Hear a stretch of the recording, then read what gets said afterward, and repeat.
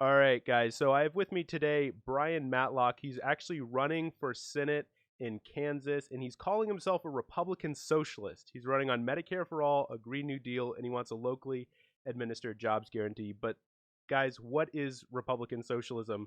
But I actually want to start off this a little bit differently, which is that I was reading a lot about you and some of the stuff online, and you're talking about how your upbringing in terms of like your works in missions and how you wanted to be a missionary growing up, and how that possibly influenced some of your thoughts leading into socialism. I was wondering if you could talk a little bit about that sort of transition.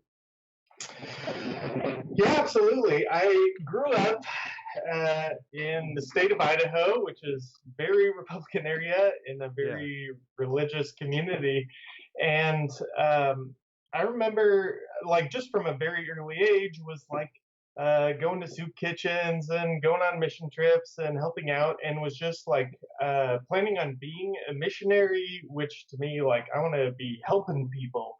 And that, like, my parents took in several kids who weren't their own. They were just very giving people.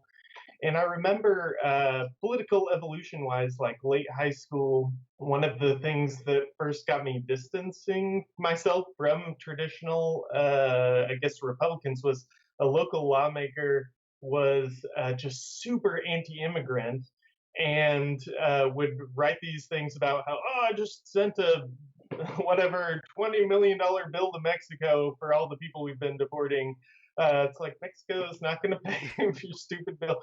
But I was just like, ugh, this is not, because even though my parents like voted Republican, they were like they were very pro immigration. Like my mom, I interviewed her with this campaign. She was just like, I just think about, if, like, I love my kids. If I were in desperate poverty and I thought, like, I would do anything to give them a shot at life and not have them in Yeah. terrible circumstances. So I can't even imagine the way we're like locking kids up. And so just seeing those sort of values, it both, like, I was at the same time kind of reacting against some of the things that I was seeing, but also what was leading me came from my Republican parents who are very, and so just, yeah, like a long history of doing, like, volunteering abroad, and then going to school and studying. I kind of got exposed to a lot more stuff, because at first it's like, okay, let's do soup kitchens and save the world, Yeah. and it's all going to be great. And then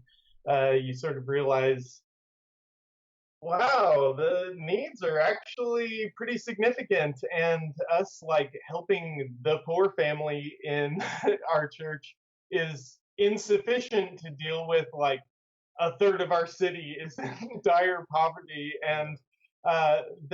And so that got me kind of curious, reading a lot more, and then eventually I uh, just realized, like, wow, this is like a byproduct of our system, not this accident of people who are sort of like going through the cracks, but we need to think about doing stuff very differently. And long story short, my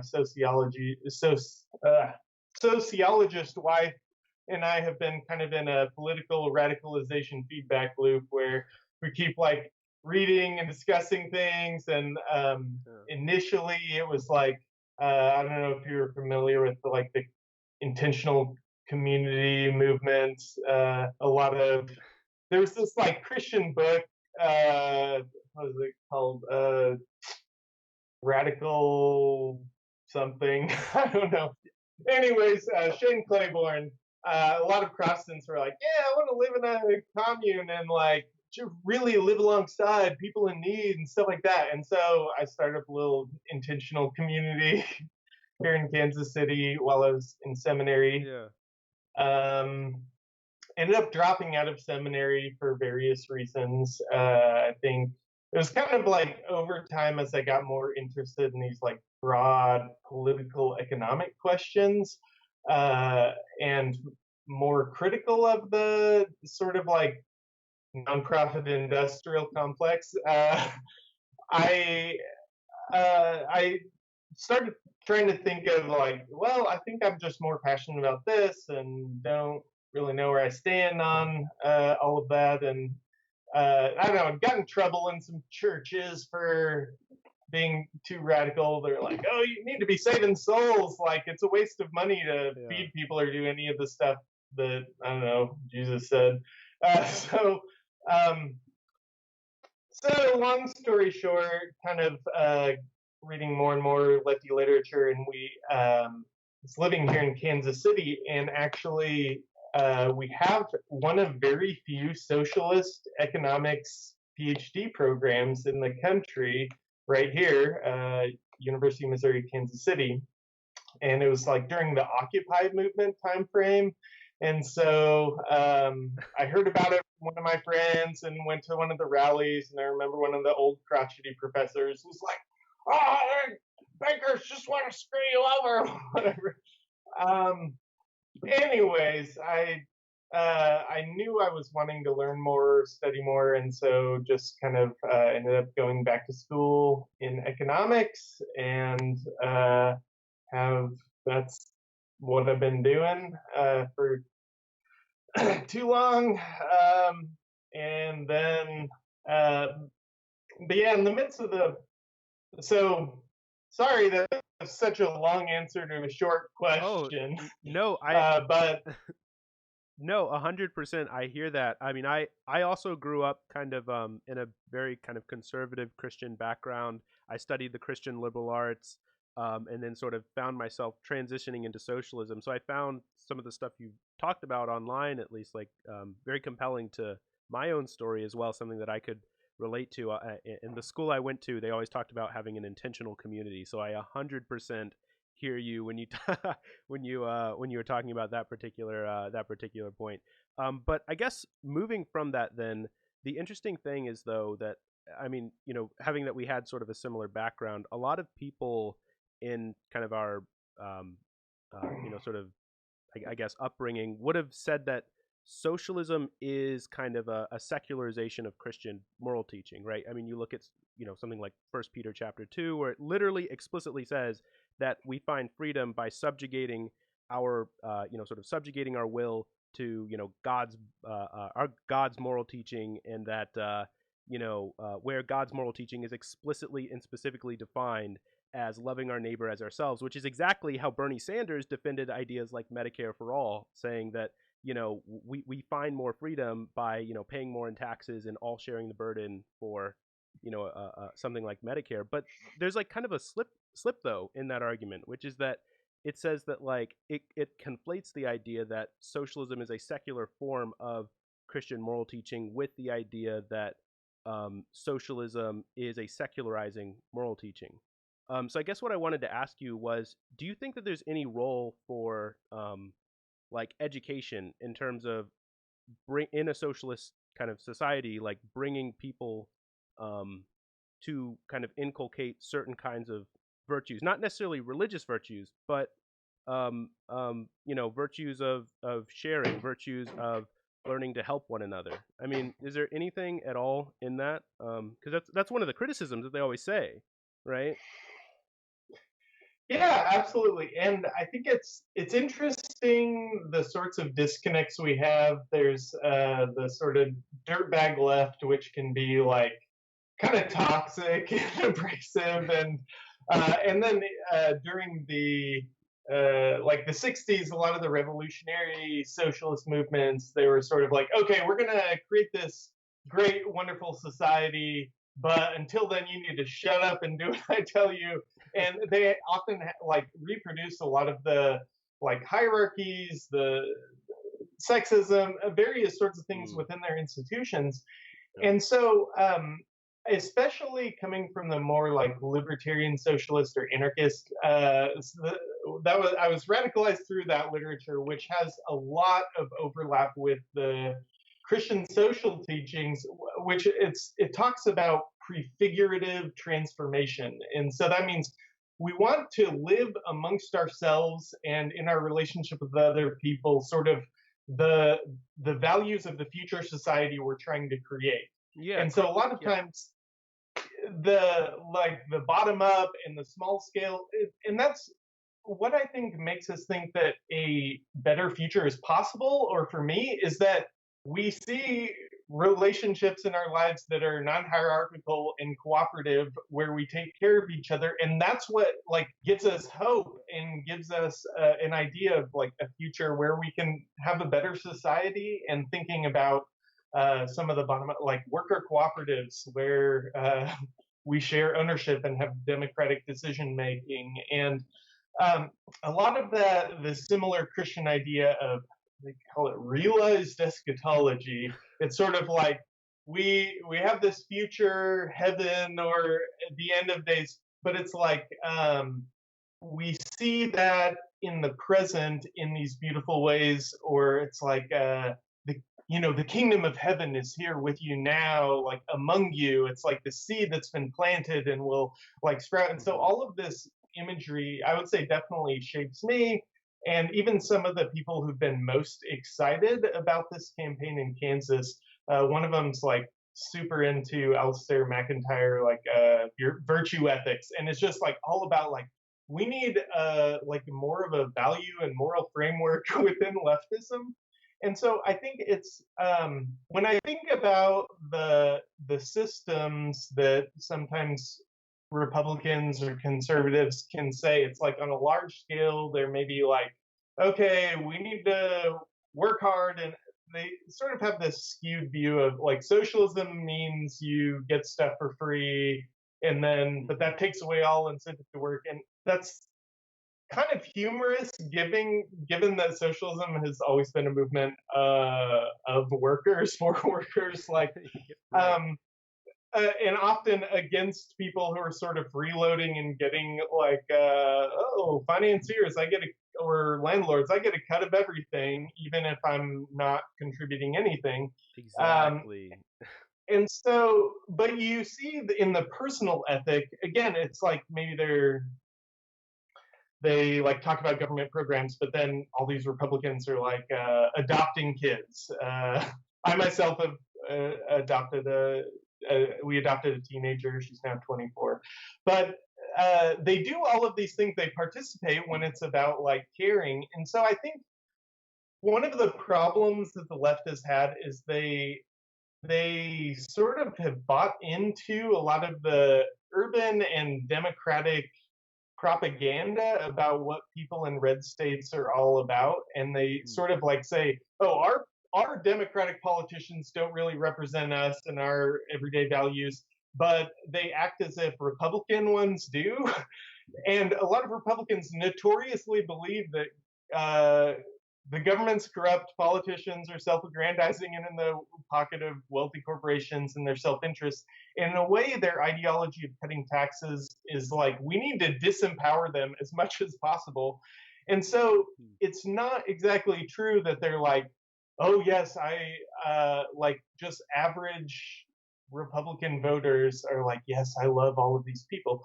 But I was more or less radicalized to socialism, like directly from that ideology, and partly trying to live out their values. And I have no desire to drag anyone through the corporate Democratic Party on their way to like a socialist vision where we have an economy where we take care of each other, and where like try to talk about, you're already doing it in all of these ways in your life. Like look at potlucks. It's not like, oh, you didn't contribute, none for you.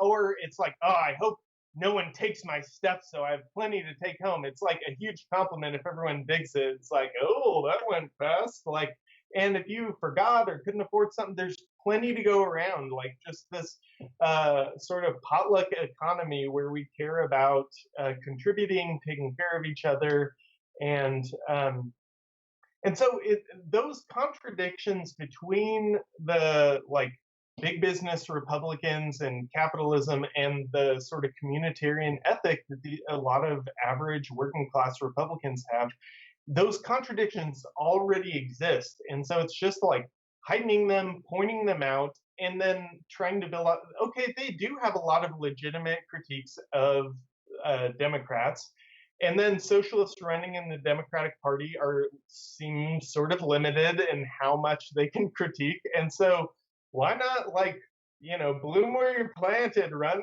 If you're in a red state and from that culture, like you have enough you can build together with, and like you have a stronger position to critique the hypocrisy and problems in the Democratic Party, and then try to build something around like the positive values that people have already. Yeah, so I mean that's obviously like a great transition point into explicit. I mean you were already kind of talking about it there, but like explicitly, why are you choosing to completely avoid the Democratic Party? Because most progressives, most people on the left, the debate is whether or not we form a third party or whether or not we influence the Democratic Party. The idea that we could influence the Republican Party is absurd. I mean, even Noam Chomsky says that the Republican Party is so far off the rails that they're not even like a legitimate, right? Like that's that's the stuff that Noam Chomsky says.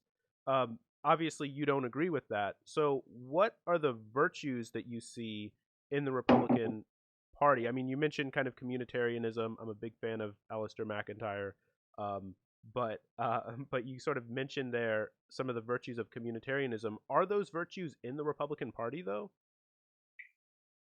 Um, I think there's an extent to which the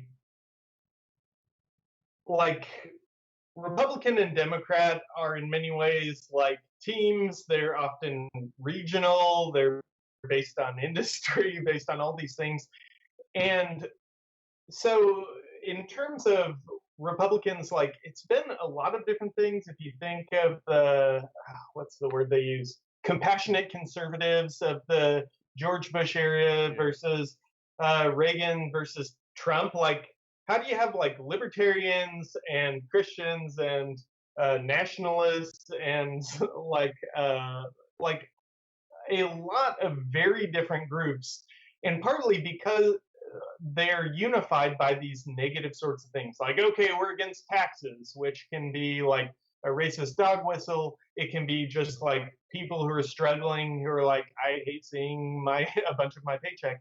And so, in terms of, I think, like I've had trouble in some of the official Republican structure, as I imagine you would in official Democratic structure. I mean, they've kind of shut out a lot of outsiders.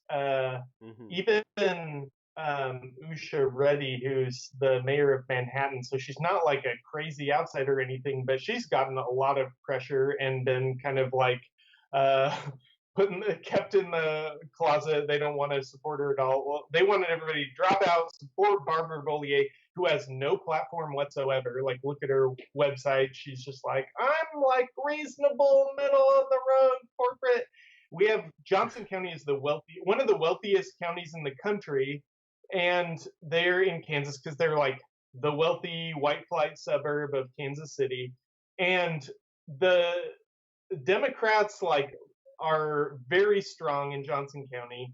They're so like think they're the center of the world. Like even the Democrats in other areas are irritated at them, but they like one of them told me, oh well, for the Senate race we only need 10 counties out of a hundred over 100 counties. We need 10 counties to win because those are the populated areas. And what I'm saying is, like, decade after decade, y'all have no interest in going to rural areas, hanging with rural people. And then at the end of that, you haven't been there for decades. This is your electoral strategy. And then you're like, oh, those are backwards people and they just vote against their self interest and blah, blah. I'm like, okay, first of all, y'all have been complicit in like everything bad that's happened to rural America in terms of like globalization and like bailing out corporations and like doing away with family farms in favor of corporate agriculture. And so what I'm saying is, if you talk to average Republican farmers in Republican areas, and you talk about like what are the things they care about, what do they want to see the direction of agriculture, like most of them will say, yeah, I wish we could turn back the clock 40 years to like family farms and closer knit communities. And when you're talking like, do you ever help out your neighbors, or do you like in terms of what their actual practices are? And that's why I think the the emphasis on local control is one thing that I think, like, as long as we're going to be doing entryism, or where you like are trying to enter existing organizations and influence them in a particular way, it's like, well, libertarian socialists have at least some things in common, like focusing on bottom up and local control. So why wouldn't worker cooperatives and local financial institutions fit right up the alley of Republicans? Because they distrust big corporations just as much as big government. Like, they come in, they put us out of business, and then they play communities against each other. Well, if you don't give me a $10 million tax abatement, that community will. And so they feel like, okay, people who don't know us, don't like us, are making all of the decisions about our lives. And so the sort of like libertarian socialist concepts of the people who are most affected by decisions should have a greatest impact on those decisions, and figuring out how do we include more like democracy and autonomy into everyday life of people. And so local cooperative financial institutions, local cooperatives, and then their value of work. It's like, okay, yeah, how about instead of unemployment offices, we have employment offices where we have a federally funded but locally administered job guarantee? Because this isn't about like big government doing things for us. This is saying, like, anytime there's unemployment, it's not that there's not enough work to go around. Like, we see what needs to be done in our community, and what if we got to decide, like, both through participatory budgeting and where there's local control of discretionary budgets, but then also with a job guarantee where we can say, okay, anytime there's unemployment, people, like, we will guarantee a job to everyone, and but local communities have some say in priority list of like what are the things that we want to do. If that's care work, especially as the boomer population is getting older, and if that's having more aides in classes, increasing education, or planting trees, or working on infrastructure. There's like virtually limitless things that people want done, and so putting more power in people's hands, I think there is a lot of overlap. The individual moral ethics, I think it should be both and. With socialists, like, we should, like, we can't magically know how to create the economy and the society we want. And I understand they sort of have this idea of, if we simply like change the mode of production, then ideology will change. I think that's a very naive way to understand the process by which that will happen. And like, being a socialist economist, I know a lot of the people. If we were like, okay, Bernie Sanders and incredible, like, let's just say brand new Congress and everything, there's just this whole like wave of socialists and progressives taking over, and we can pass all the legislation we want.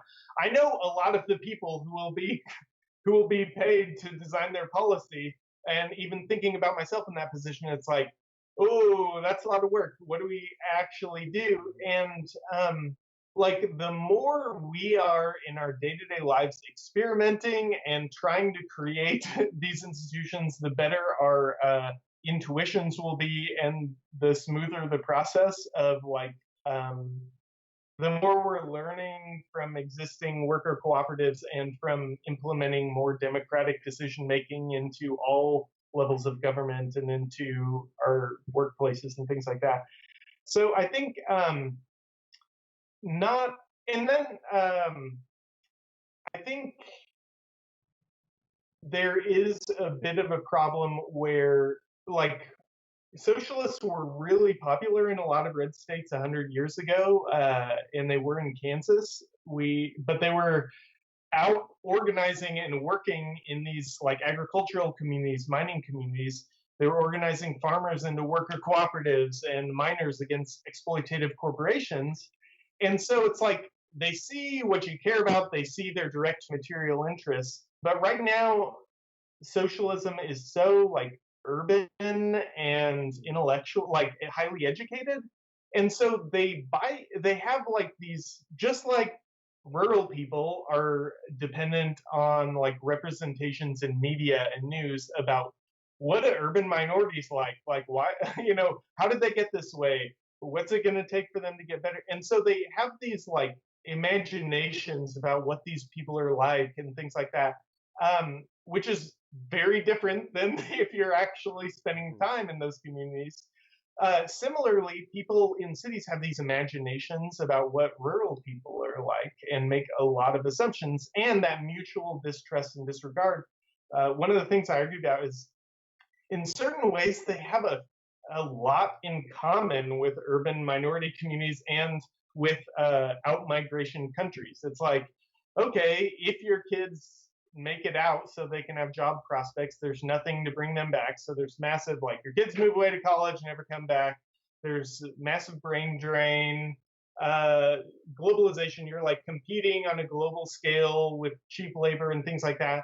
But you're having to pay for everything from corporations with intellectual property rights or who control the distribution. And so it's like they are able to charge, and be making record profits. And there's more wealth than ever before being created in the world. But you're being squeezed out. You have high unemployment. You have and then our unequal education system, it's based on property taxes and things. So wealthy people who already have all these leg ups to help their kids now get the best schools, but poor people, the poorer you are, the worse your schools are. And so, so emphasizing the ways that we share experiences, and then, even cultural appropriation. It's like the same damn thing with rural community. Like, you have all these urban hipsters who are like, oh, backwards, inbred, redneck, whatever. But then they're like, oh, let me take all of your cultural artifacts, your flannel, your PBR, your banjos, it goes on and on. And so it's like, you take this from a poor people, take their cultural artifacts, but then you disdain them. But it's cool when you do it and are making money off of it. And so, just emphasizing, there are real problems, and we need to be clear that race is an issue, because even when we both experience the unequal educational system, poor white school districts have on average $2,000 more per student than poor black ones, because the redlining and white flight and all of the school districting and things happened as a response to race. And so it's important both to emphasize the ways we really share a lot of the same problems and can cooperate on them, but that there are race has been a way we set up sort of a caste system in our country, and we have to address that head on as well. And so I notice if they're these people who sort of feel like there's this American dream that they've never got to taste, but they hope maybe their kids or their grandkids, but they feel like nothing's been happening for generations. And then the idea oh, there should be more black billionaires. They're like, the hell you saying to me? And it's hard to or even just this maybe in a more positive way, even the paternalism of Democrats, oh, we need to help these poor wretches. They're sort of that does not connect with them. But if you're emphasizing the ways in which look, these are people like us, and they're struggling with a lot of similar things, and we can fight together. They seem a lot more on board with that type of thing. So then, what do you see as the difference explicitly between something like what you're calling a Republican socialism and a democratic socialism beyond, when you say Republican socialism, then do you mean a kind of libertarian socialism that's more agrarian, in a kind of, yeah, is that sort of what you're saying, or is there something else that I'm So if I'm going to be honest about how my brain works, it's sort of like I don't have this like this, therefore this, therefore this. I'm like, ooh, this. So some of the things are like, yeah, I come from more of a libertarian socialist background. And so partly it's just like a subtype of democratic socialism. Democratic socialism is we pursue the socialist ends of an economy focused on meeting human needs rather than humans meeting the economy's needs. And we want to do that as much as possible through democratic means, not through military conquest or something. And but like emphasizing more of like in keeping with the more libertarian aspects of the Republican Party, focusing more on the libertarian socialist background of like bottom up local control, organizing around sort of local institutions and individual ethics, as well as like the Republican Party, especially being in the free state of Kansas, like there were a lot of socialists who were Republicans and Republicans who were socialists in the early days, both like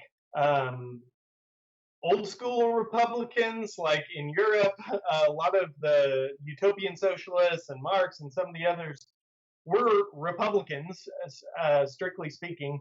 But then when the Republican Party started in the United States, there were all these radical Republicans who were socialists. And so there's like a long history of it in my state in particular. And so it's sort of like this mix of if socialists are going to be working in both electoral parties, maybe in addition to starting their own, then let's have one that's a little more focused on the libertarian socialist aspect. Part of it is there's actually like this long history of the evolution of Republican ideology of an like a government for the people, by the people. And I could riff on that stuff for a while because like corporations as a legal form is sort of like a privately contracted government, like in terms of how they're structured. But if you think about a similarly like this corporation by the people for the people, but right now we have it where it's like owned by it's like by everybody, but it's for the small group of owners. That's like imperialism. That's not a republic.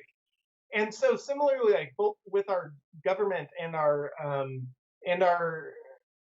the legal structures around corporations and things, what would it look like to regain that Republican ideal of like, this is something that where we participate together to build something so that we can all mutually benefit from that.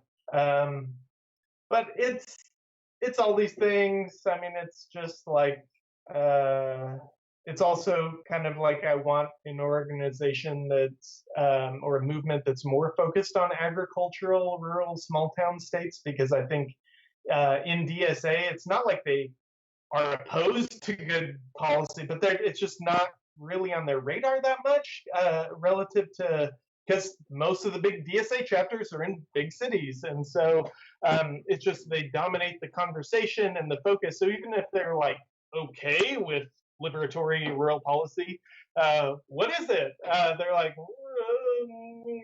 I don't, you know. So it's partly just like, let's focus on the type of issues that rural, middle of the country, state, agricultural states that tend to vote Republicans, the stuff they care about. Let's focus on that. So I guess then I'm still I guess I kind of want to bring back to then what we talked a little bit about at the beginning, because the question that I'm starting to have is, how do we actually maintain a society like that? Because, you know, we always, it's like, oh, well, if we have this society where people vote and people work together, wouldn't it just sort of devolve? I mean, I mentioned earlier the criticism that people would make is that, you know, socialism is kind of secularization of Christian moral teaching, and the idea that it sort of decays. So there's a kind of this sense that, you know, it's parasitic on certain kind of Christian virtues, or kind of the virtues of charity and the like, without actually, because it's a materialist philosophy, doesn't actually, you know, perpetuate that kind of thing. And then, sort of in my experience, I felt like, well, maybe we could remedy that by, in public education and public teaching, like in public schools, there could be classes or the like where children are specifically taught and learned how to, work in food banks and feed the homeless or something like that, or do work like in school. Like, is like in other words, because I become somewhat concerned sometimes that a lot of socialists, um, aren't interested in actually like bringing about the sort of virtues or the lessons that people would need to actually maintain those kinds of. I mean, it seems like there does seem to be some kind of need in order to relate to other people in order to maintain a socialist society. Do you have any like sympathy to that approach, or is that like authoritarian? I think it makes sense. I mean, people are always being enculturated into some moral vision. I definitely have a lot of thoughts on that, but it's almost like too murky to know exactly the best way. Because I think about even just in neoliberalism or like the globalization period over the last few decades, where the moral vision is like markets are set up as this like fundamentally moral reality, and we all want to see ourselves as entrepreneurs and human capital, and we invest in ourselves, and these sort of like metaphor way we imagine ourselves in our relationship to other people is shaped by all of this. And in my dissertation forthcoming, maybe someday, like I talk about how in a way the sort of like fascism or at least economic nationalism is both a outgrowth of and negation of free market ideology, because it's like, because it becomes this moral vision, you start to see like us as a collective, we're like business, and we're competing against other businesses like China. And so you can end up doing things that are fundamentally against free market economics, which is like, let's have a trade war and do trade barriers and all of this stuff. But it's like, also, but we're doing this on a national scale, and we're subsidizing our corporations because, like, if we do all of these practices, they will be successful and prosperous. And if our communities do all of these same practices, which have no direct connection to development, but they're all doing them, and then they're like, but the entrepreneurs will come into our midst and dwell with us. I kind of wonder, like, so if we're getting rid of some of that and challenging that moral vision and these systems by which people are, and quote Foucault, like their intersubjectivities are formed, where it's like our sort of moral vision is turned into this like broader moral vision. Like, what does that look like for socialism? Is it like always oppressive to do that? Or like, I mean, socialists have tried explicitly in the past, like by forming this cult of personality or something around this leader, which is given these qualities. Oh, be like grandfather Lenin, and you have you ascribe. I don't know. I'm a little into Durkheim, not gonna lie. He's kind of into the like totems, and you sort of like mimic the. Anyway, sorry, never.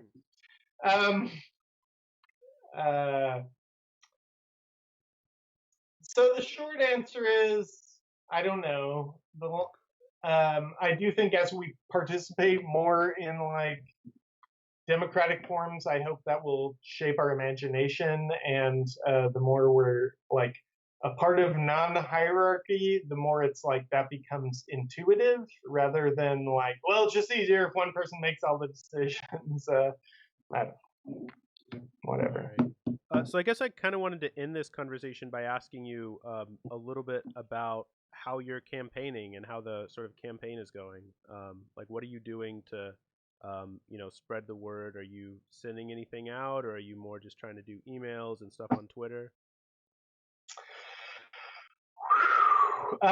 Since the great coronavirus, things have been a little tough because, being a little bit of a grassroots, guys, not have money falling out of my ears to spend lots on ads, but also I can't meet people face to face. So it's mainly been doing this and that, like on social media, done a couple interviews or AMAs or like social media, trying to reach out. It's been pretty rough. I've had a bunch of events lined up, and we were halfway through shooting the campaign official video that we are gonna promote and stuff, but that's been on hold.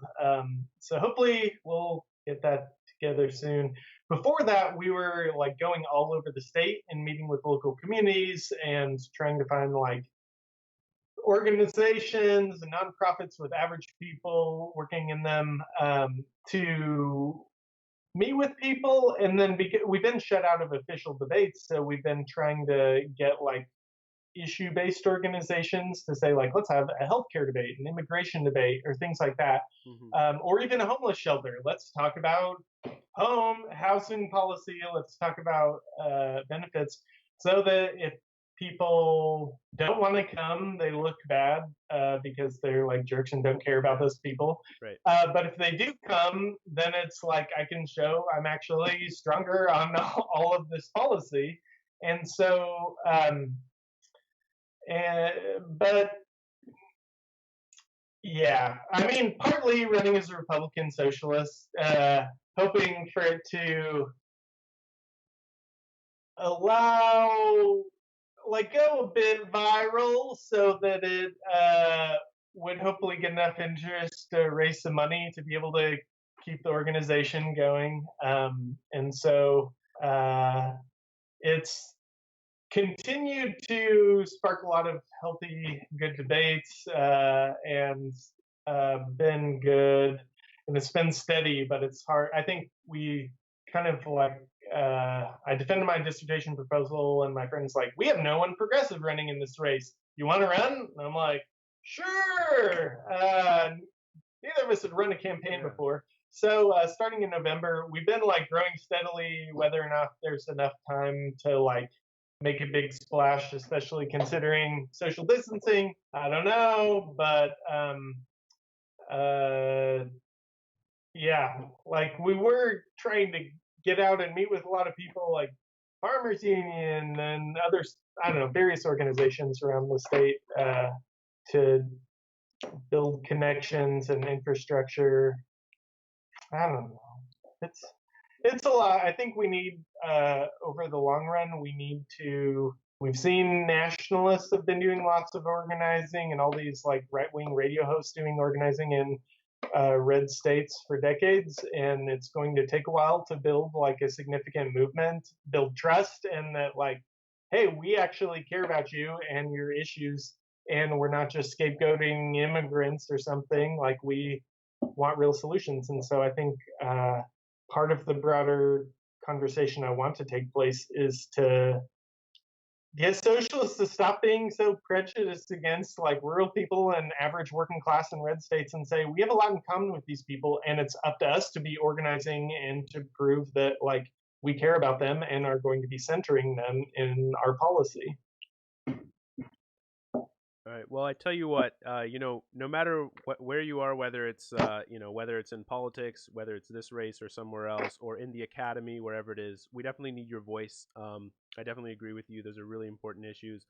At the bottom in the description box, I'll make sure to link down a link so you can donate to Brian here if you so choose. And definitely thank you so much. I really appreciate it. I appreciate your time. Thank you so much. Thanks for having me. Appreciate it.